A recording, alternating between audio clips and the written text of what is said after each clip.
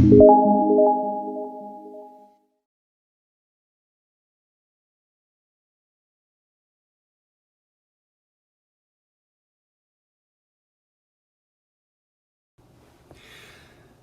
day, beloved. It's hard to believe that we're at day 4, but here we are.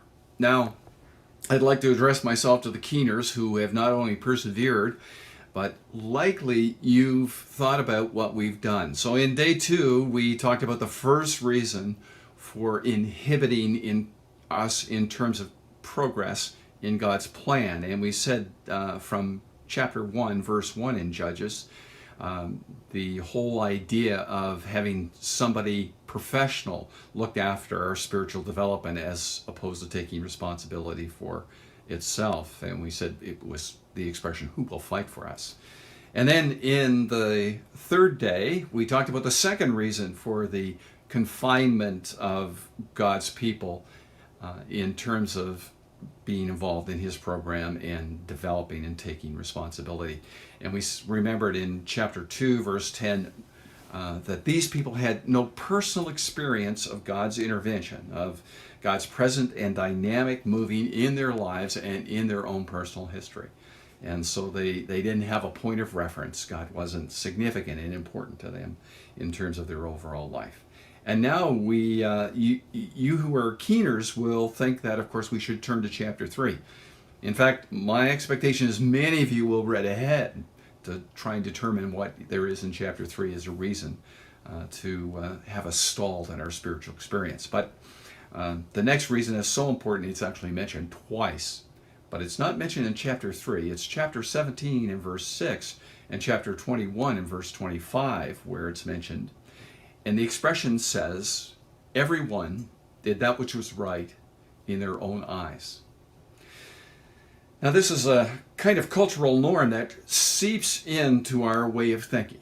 In fact, we've introduced it through the medium of song. If those old people who are following our devotional along will remember Frank Sinatra, you'll remember him singing, "I Did It My Way," with an emphasis upon having self-determination and not letting anybody tell him what to do, including God.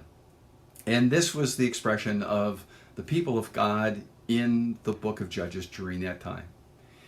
In fact, this unwillingness to surrender to God, this unwillingness to have anybody but themselves be significant and important in their lives is something that seems to be a universal trend these days, even politically, almost across the world. But most prominently, we know it from our experience of the leadership in our southern neighbor. You'll remember that the President of the United States stood on a platform and said it will be America first from now on, and that will dictate all the international policies that America will embrace in the days that lie ahead during his tenure as president.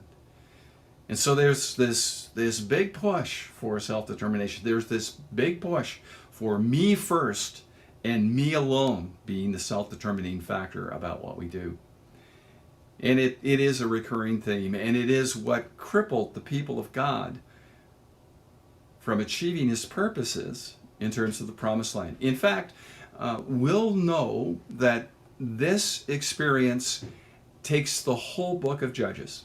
In fact, not until we get to the first book of Samuel do we discover that the people of God are willing to recognize the problem that this has created and to solve it, almost solve it. God's intention was that Israel would be a theocracy in which God would rule over the lives and hearts and actions of each and every individual in Israel. But in in 1 Samuel, the first book of Samuel, we discover it's here that through an intermediary, the people of God surrender themselves to the now king, and will do so over the United Kingdom period. And it is during this time that Israel achieves the zenith of their accomplishments. Their accomplishments geographically in terms of their landmass, their accomplishments in terms of their success and prosperity. in terms of their spiritual development. And it's during this time, of course, that the temple, the sacrificial system, all of those dynamics take place and forge this great people of God in a new, exciting way. So now it's our opportunity to take out our measuring tape.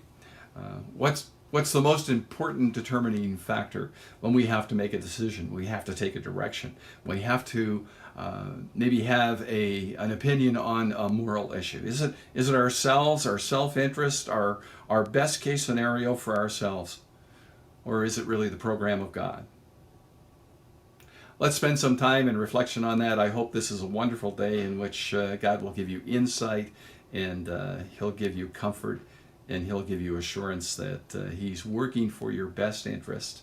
And to surrender to Him is to experience His best in your life. Blessings.